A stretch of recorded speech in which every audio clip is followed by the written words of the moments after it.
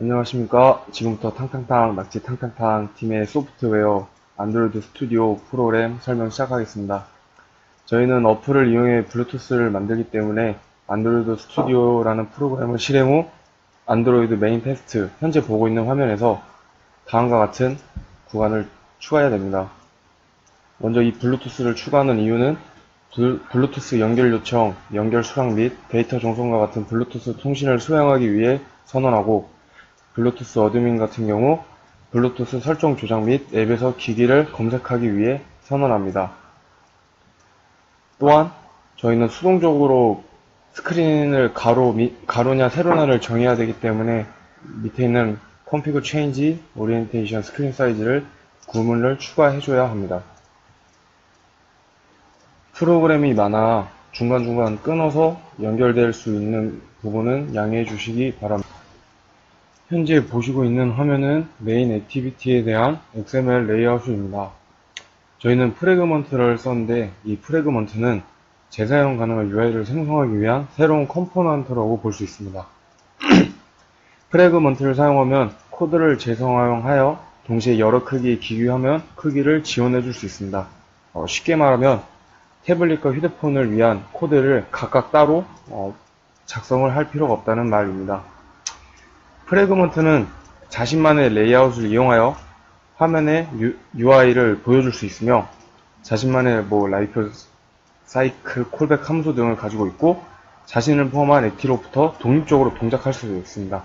저희는 독립적으로 동작할 수 있도록 구성을 하였고 바로 설명 들어가겠습니다. 먼저 프레임 레이아웃을 설정해서 이 프레임 레이아웃에 아이디를 지정해 줍니다. 프래그먼트에 아이디를 지정해 줍니다. 그리고 그 프래그먼트에 리니어 레이아웃을 써서 각각에 해당하는 블루투스 모델에 대한 버튼, 수동 모드가 가능한 버튼, 다시 메인으로 보내줄 수 있는 버튼을 추가를 했습니다. 간단한 텍스트 파일입니다.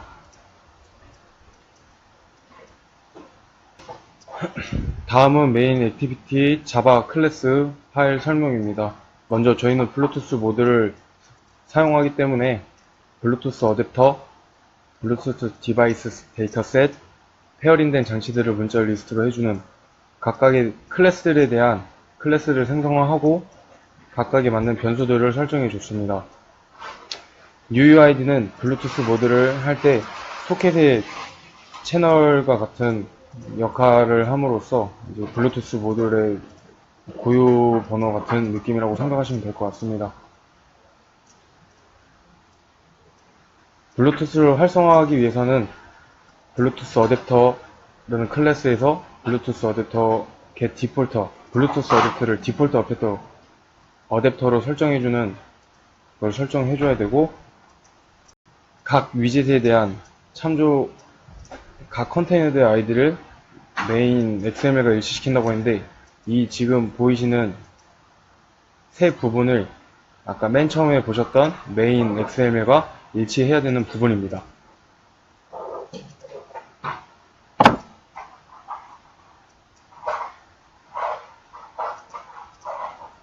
이 콜 프래그먼트라는 프래그먼트 1은 콜 프래그먼트라는 함수에서 프래그먼트를 몇 번, 즉 버튼 메인에 대한 그 시점을 메인 XML, 즉 메인 액티비티 화면에 초기 화면을 무엇으로 호출할지 정하는 것입니다.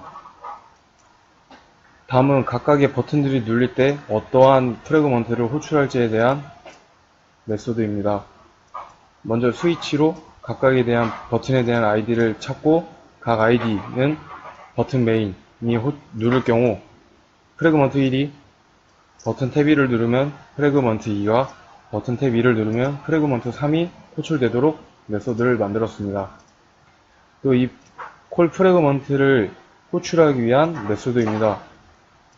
프래그먼트를 사용하기 위해서는 프래그먼트의 트랜잭션이라는 getSupport 프래그먼트 관리 매니저인 begin 트랜잭션을 써줘야만 프래그먼트를 사용하고, 이 프래그먼트에서 각각에 대한 버튼을 눌렀을 때 어떠한 화면으로 대체를 할 수 있는지, 그런 것을 위해 사용하기 위해 꼭 써줘야 합니다. 이 프래그먼트 1에 대한 클래스에서 새로운 객체를 생성한 뒤 tInjection을 리플레이스해서 RID 프래그먼트 컨테이너, 즉 메인 액티비티의 아이디어행 프래그먼트 영역에서 어떠한 프래그먼트 1에 대한 객체를 호출할 수 있는지 그런 걸 써줘야 됩니다. 즉 프래그먼트 1이 버튼을 누르면은 프래그먼트 1이 들어가고 그 프래그먼트에 대한 메인 액티비티들이 호출하게 되는 것입니다. 프래그먼트 트랜잭션은 간단하게 프래그먼트를 추가, 제거, 교체하는 API를 제공한다고 보시면 되겠습니다. 다음은 블루투스 어댑터가 널, 그러니까 즉 디바이스에서 블루투스 기기를 지원하지 않을 때 토스트 메시지, 어플을 사용하다 보면은 맨 밑에 회색깔 화면으로 가끔 텍스트 화면이 뜰 것입니다. 지금과 같은 화면은 블루투스를 지원하지 않는 기기라고 홈 버튼 위에 회색깔 메시지로 뜨게 하는 것입니다. 블루투스 어댑터가 지원이 가능할 때, 또 블루투스 어댑터가 이미 활성화되었을 때 다음과 같은 메시지가, 비활성화되어 있을 때 다음과 같은 메시지가 표시가 됩니다. 또 블루투스를 활성화하기 위한 인텐트를 작성하고 추후 다이얼로그를 출력함으로써 Activity for Result Intent Bluetooth 블루투스가 사용 가능할 때 이 onActivityResult 함수에서 콜백 된다고 했는데, 이 onActivityResult 함수는 Alt Insert를 눌러 Override 메소드를 눌러 선택하면 자동적으로 생성이 됩니다. 다음은 블루투스가 꺼질 때의 버튼에 대한 해당하는 것입니다. 블루투스 어댑터가 이미 활성화가 되어 있는 상태면 블루투스 어댑터를 비활성화 시켜버리고 토스트 메시지를 다음과 같이 표시합니다. 블루투스가 비활성화인 상태에서는 블루투스가 이미 비활성되어 있다는 메시지를 표시합니다. 방금 위에서 언급했던 onActivityResult라는 메소드입니다. 이 메소드에서 간단하게 result OK, 즉 화면에서 사용 버튼을 눌렀을 때 블루투스를 활성화시킨다는 메시지를 표시하고 result cancelled라는 취소 버튼을 눌렀을 때 토스트 메시지로 취소라는 메시지를 뜨게 하는 것입니다. List Paired Device는 연결되어 있는, 페어링 되어 있는 장치들을 리스트로 바꿔서 하는 그런 메소드입니다. 블루투스가 활성화되었을 때 이미 페어링되어 있는 블루투스 기기를 찾고, 저희는 이미 페어링 되어 있는 블루투스가 있기 때문에 바로 이 버튼을 누르게 된다면 지금까지 연결되어 있던 페어링 되어 있는 장치들을 디스플레이로 보여줍니다. 그러기 위해서는 꼭 블루투스 어댑터에 해당하는 Get Bonded Device를 써줘야 됩니다. 페어링된 장치가 이미 1개 이상인 경우 다음과 같은 다이얼로그를 생성을 해서 장치 선택이라는 화면에서 페어링 되어 있는 블루투스를 선택할 수 있습니다.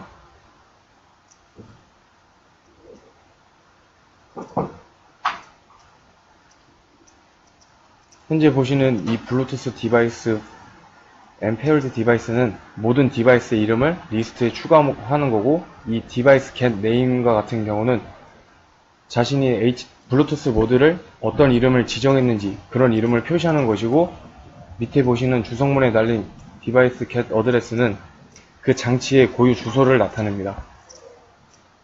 또한 어떤 장치를 눌렀는지에 대한 이벤트 리스너로서 만약 그 장치를 눌렀을 때 해당 디바이스와 연결을 하는 함수를 저희는 설정했습니다. 또 페어링된 장치들이 선택하는 창이 뜰 때 휴대폰 뒤로 가기를 눌러도 만약에 그 창이 꺼지지 않게 하고 싶다면 build set cancel up을 펄스를 해주면은 그 장치를 선택이 될 때까지 그 화면은 절대 꺼지지가 않는 그런 창을 만들 수도 있습니다. 만약 페어링된 장치가 0개, 즉 없을 경우 페어링된 장치가 없다는 토스트 메시지를 표시하고, 블루투스가 비활성화인 경우 블루투스가 비활성화되어 있다고 표시를 했습니다. 위에서 언급했던 Connect Select Device에 대한 메소드입니다. 페어링된 디바이스를 모두 탐색하고 사용자가 선택한 이름과 같은 디바이스로 설정하고 반복문을 종료합니다.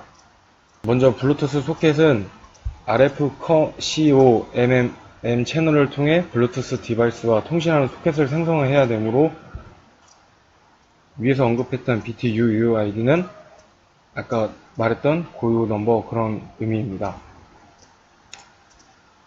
그리고 블루투스 소켓을 연결한 뒤 커넥티드 블루투스 스레드라는 함수의 개체를 생성하고 블루투스 소켓의 파라미터를 받아 호출을 합니다. 그리고 그 개체에 대한 그 클래스를 메소드를 실행을 하면 됩니다. 방금 나왔던 커넥티드 블루투스 스레드의 클래스의 메소드 설명하겠습니다.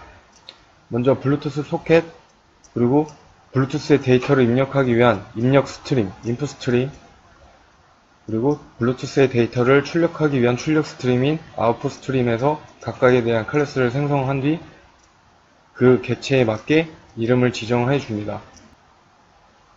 지금 보시는 이 구간은 데이터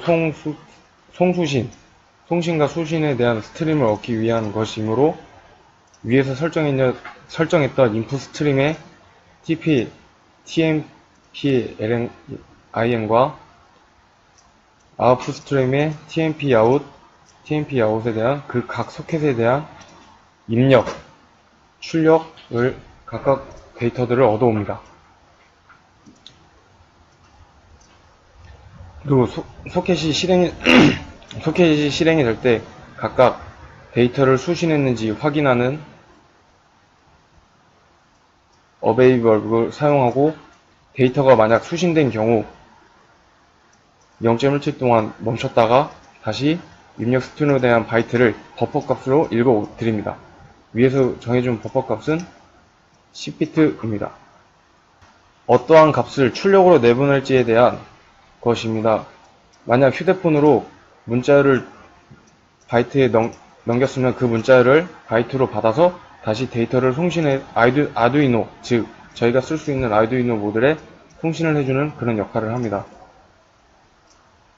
생성자는 필요한 스트림을 가져오고 이 생성자가 필요한 스트림을 가져오게 되면 실행돼서 스레드는 인풋 스트림을 통해 들어오는 데이터를 기다리고 리드 바이트가 스트림에서 바이트를 반환하는 경우 해당 데이터는 부모 클래스의 멤버 핸들러를 이용하여 메인 액티비티로 보내줍니다.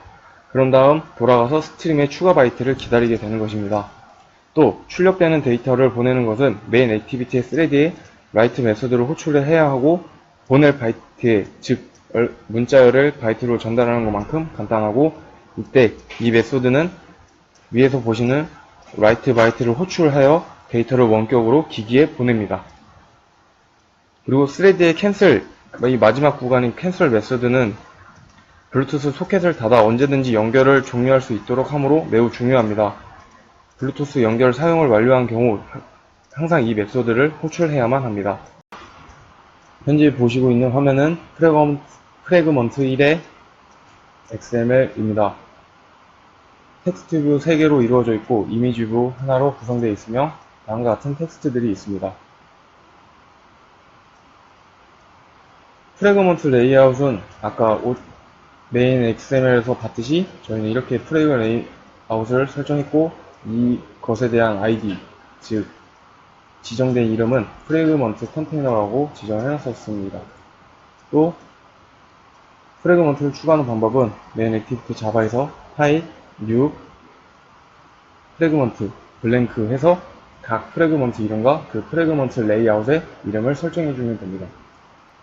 프래그먼트 레이아웃에서 UI를 이제 액티비티로 보내주기 위해서는 뷰 그룹을 추가해야 하는데 이 뷰 그룹은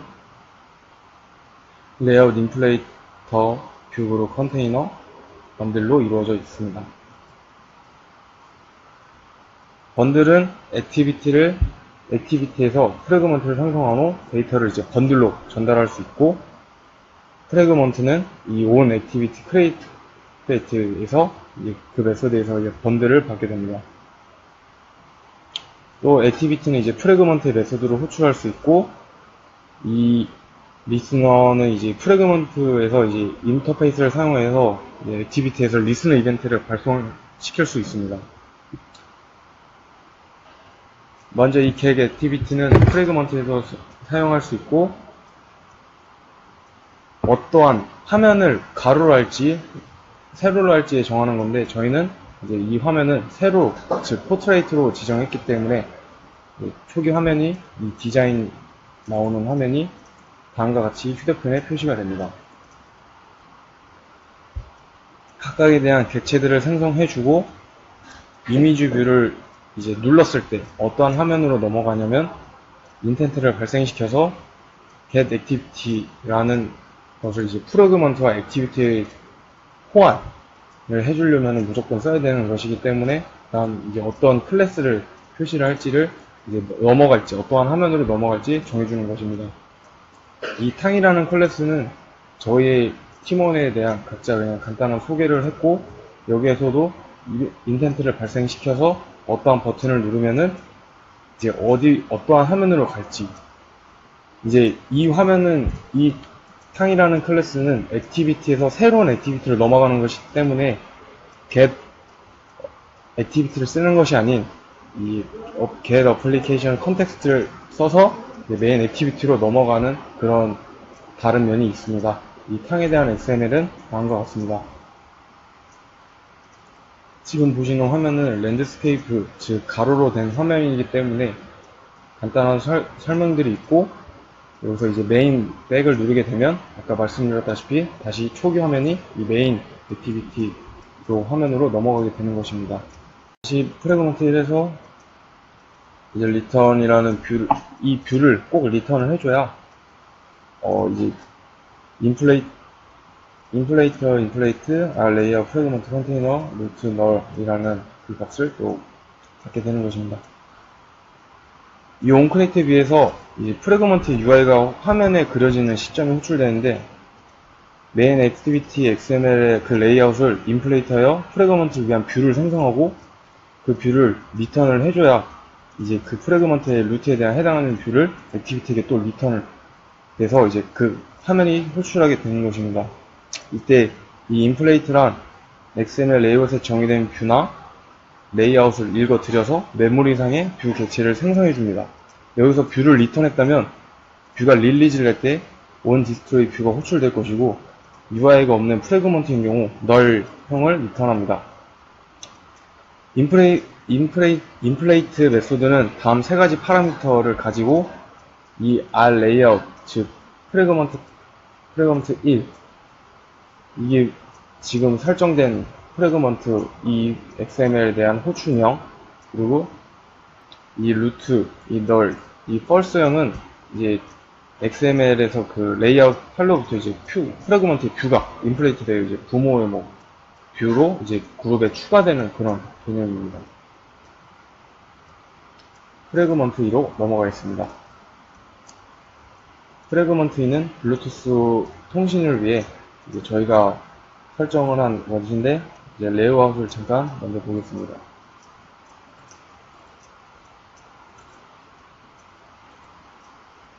지금 보시는 화면이 프래그먼트 2에 대한 XML 디자인이고, 이제 블루투스 켜졌을 때, 끌 때 어떠한 상태인지, 블루투스를 연결을 할 때, 그리고 어떠한 데이터를 전송을 할지, 그리고 어떠한 데이터를 수신받았는지, 그러한 레이아웃입니다. 프래그먼트 2에서는 방금 보셨던 버튼들이나 텍스트 뷰에 대한 클래스를 생성해서 그 뷰 그룹에 맞게 객체를 생성한 뒤, 그 버튼을 눌렀을 때 대한 리스너들, 즉 이벤트 리스너들을 등록을 해줘야 됩니다. 그리고 그 버튼이 눌렸다면 메인 액티비티에 대한 그 get 액티비티를 수정받아서 블루투스 온이라는 처음에 설명드렸던 메소드가 실행이 되고, 그 텍스트 뷰에 있는 블루투스 상태는 메인 액티비티에 대한 str 라는 문자열을 받아들여서 이제 표시를 하게 됩니다.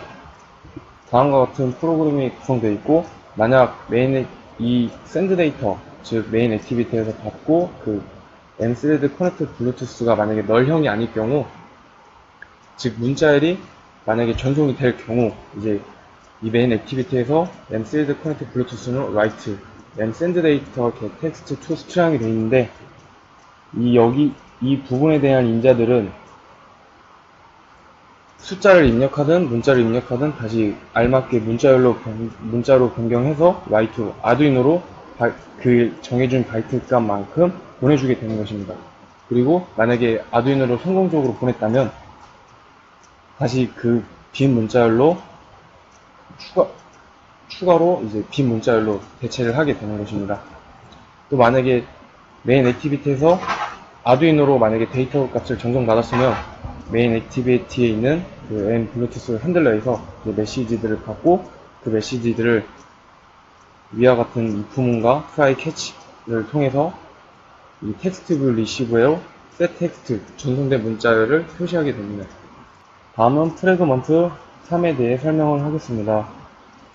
프래그먼트 3은 수동 모드라고 했는데 이 수동 모드에 대한 UI의 디자인은 다음과 같습니다. 먼저 전진, 좌회전, 뒤로, 외전, 물걸레를 킬 때, 끌 때, 그리고 진공을 흡입기를 킬 때, 흡입기를 끌 때, 그리고 자동 모드라는 게 있습니다.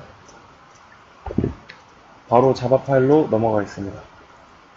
이 프래그먼트 3에서는 프래그먼트 2와 같이 각각의 클래스를 생성하고 그 클래스에 대한 객체를 생성한 뒤 버튼 레프트, 셋온 터치 리슨을 썼는데 이는 어떠한 이벤트가 발생했을 때 그 모션 이벤트에 맞게 어떤 해당 값을 리턴해주기 위해 그렇게 쓴 것입니다. 먼저 이벤트 get 액션이라고 했는데 만약 버튼이 눌렸을 때 액션 다운 눌렸을 때 이 앱은 이제 메인 액티비티로 대문자 L이라는 문자를 전송을 하게 되는 것입니다. 그러면 아두이노에서는 대문자 L이라는 문자를 받으면은 그 문자에 해당하는 동작을 수행하게 됩니다.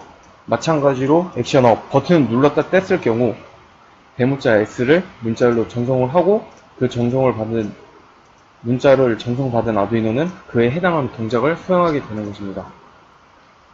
이 물걸레 ON이라고 W1이라는 버튼을 누르게 되면은 만약에 버튼을 한 번만 누르고 계속 그 동작을 수행하고 싶으면은 이렇게 버튼이 눌렸을 때 해당하는 문자를 받고 그 문자를 받은 아두이노는 계속 그 동작을 수행하게 하는 그런 역할을 합니다.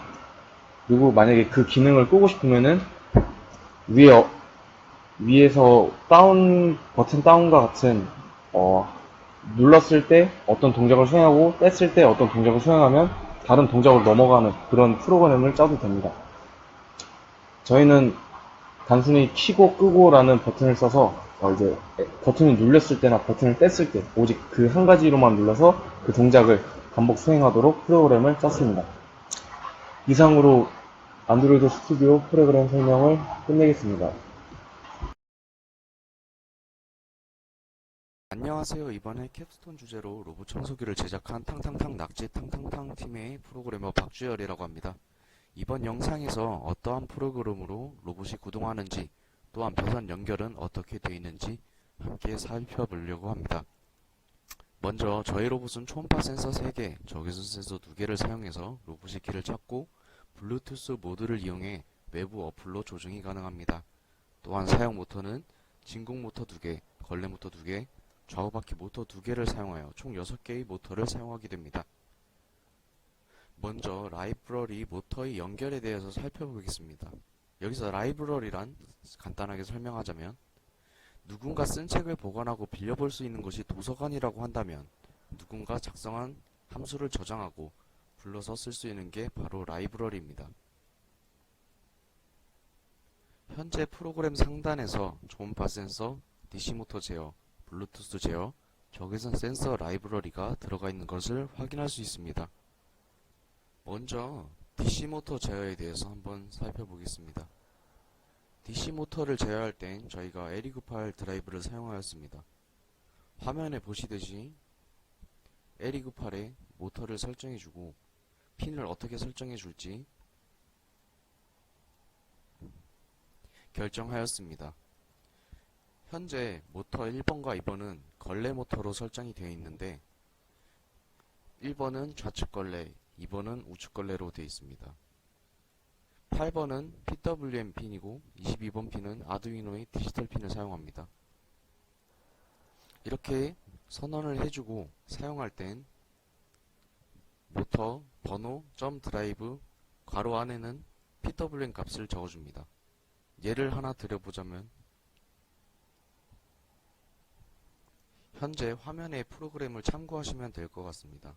현재 화면의 프로그램은 모터 1번에 드라이버 PWM 값을 150으로 주고 정방향으로 1초 회전 후 1초 정지, 그 다음에 모터 2를 역방향으로 1초 회전 후 1초 정지 하는 프로그램입니다. 참고하실 분은 영상을 잠시 멈춰서 참고를 하시면 될 것 같습니다. 두 번째는 초음파 센서입니다. 초음파 센서는 뉴핑이라는 초음파 센서를 사용했습니다. 먼저 초음파 센서 라이브러리를 소개하기 전에 라이브러리를 추가를 어떻게 하고 그걸 어떻게 사용하는지 먼저 설명을 드리겠습니다. 만약에 본인이 구글이나 인터넷에서 zip 파일로 라이브러리를 받았다면 툴, 스케치에서 라이브러리 포함하기에서 zip 라이브러리 추가로 라이브러리를 추가를 해주면 되겠습니다. 또한 라이브러리가 어떤 라이브러리가 있는지 살펴보고 다운을 직접 받고 싶다면 툴에서 라이브러리 관리로 들어갑니다. 여기서 자기가 초음파 센서 뉴핑이라는 초음파 센서 라이브러리를 사용하겠다 하면 이렇게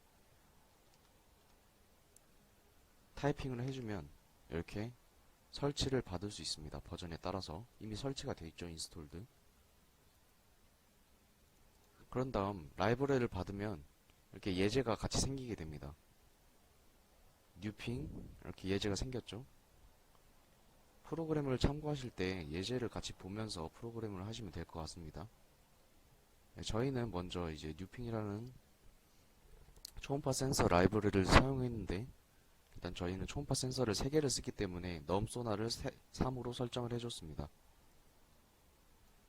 그리고 첫 번째부터 좌측, 중앙, 우측 초음파 센서 값들을 이렇게 트리거핀, 에코핀, 최대 제한 거리 이렇게 정해줍니다.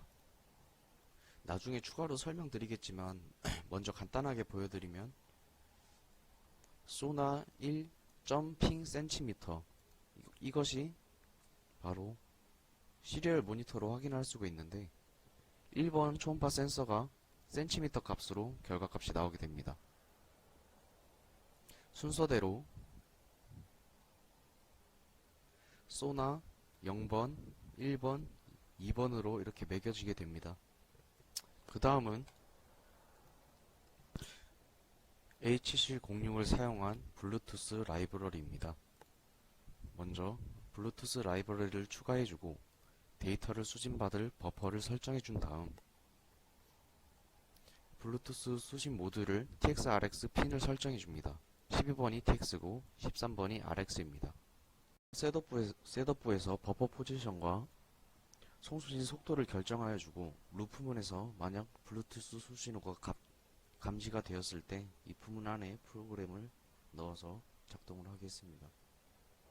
저희 일단 로봇 동작을 살펴보시면 영상을 먼저 보셨으면 알 수 있듯이 벽을 따라가서 점점 중앙으로 가는 형태를 갖추고 있습니다. 먼저 그 알고리즘을 살펴보겠습니다. 초음파 센서를 설명드렸듯이 이 뉴핑이라는 초음파 센서 라이브러리를 사용해서 왼쪽 벽을 따라가도록 설계한 것입니다. 처음 while문에 들어가서 그 전방 초음파가 I 값보다 클 때 이런 식으로 벽을 따라가는 알고리즘을 실행하게 되었습니다. 그러다가 벽에 가까워졌을 때 모터를 정지하고 잠시 전진을 했다가 우측으로 포인트 턴을 하고 카운트를 플러스 1을 해줍니다.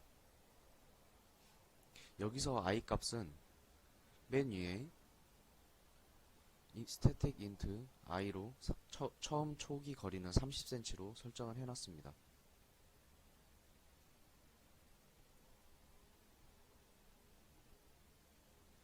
이것을 하나의 함수화로 해서 다른 곳에 넣어서 int i 값만 넣어준다면 바로 불러와서 쓸 수 있습니다. 위에서 보신 함수는 터닝이라는 함수에 들어가 있습니다. 이런 식으로. 그리고 이 터닝이라는 함수는 로봇이 몇 번 회전을 했는지, 몇 번 카운트를 할 건지 설정해주는 함수입니다. 아까 success라는 함수에서 마지막에 동작이 끝나고 브레이크를 빠져나오기 전 턴 카운트 플러스 1을 해줬죠. 역시나 터닝이라는 함수에서 턴 카운트가 8이 되기 전까지 위 success 함수를 계속 실행을 하게 됩니다. 그리고 거리가 점점 벽에서 멀어져야 하기 때문에 한 바퀴 돌면, 즉 카운터가 4번이 되면 I 값을 25cm를 더 늘려서 중앙에 더 가깝게 갈 수 있도록 합니다. 그리고 설정해준 카운트가 다 돌게 되면 모든 모터를 정지하고 LED로 작동이 완료되었다는 걸 표시하고 다음에 사용할 수 있도록 카운트를 다시 0으로 초기화를 해줍니다. 아까 int 값을 보셨듯이 카운트도 전역 변수로 0으로 초기화를 해주었습니다. 이렇게 함수들을 만들어 놓으면 바로 루프문에서 저렇게 위에서 길게 쓰지 않아도 이런 식으로 넣어주면 매우 간단하게 위에서 만든 함수들을 간단하게 받아서 한 줄로 요약을 할 수가 있습니다. 그 다음 적외선 센서를 저희가 로봇 바닥에 추락 방지 센서용으로 박아놨습니다. 적외선 센서 좌측은 아날로그 10번, 우측은 11번으로 설정해 놨습니다.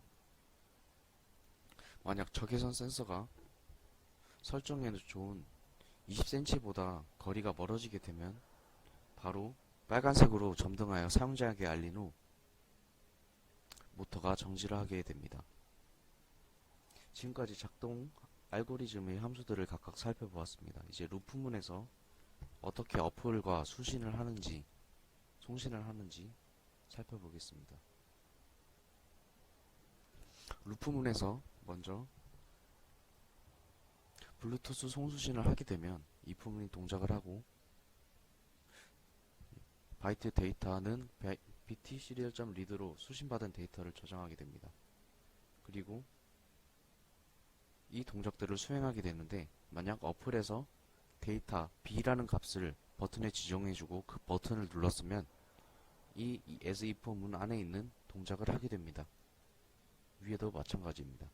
그리고 여기 A라는 데이터를 값을 보내주면 오토모드가 동작을 하게 됩니다. 먼저 오토모드가 실행이 되면 LED를 3번 깜빡여서 사용자에게 시작이 되었다는 것을 알려주고 모터 구동을 시작합니다.